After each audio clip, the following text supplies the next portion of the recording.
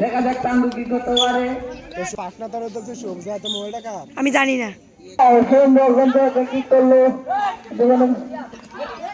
শ্যাম থেকে দেখা যাক ইন্টারভিউ কি তখন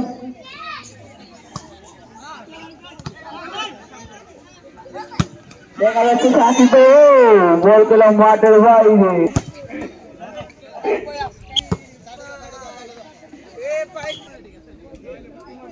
সোপ্পা যাচ্ছে বল আনতে গাইস। হাসিবের পায়ে হাসিব থেকে ভালো করেছে হাসিব ভালো করেছে।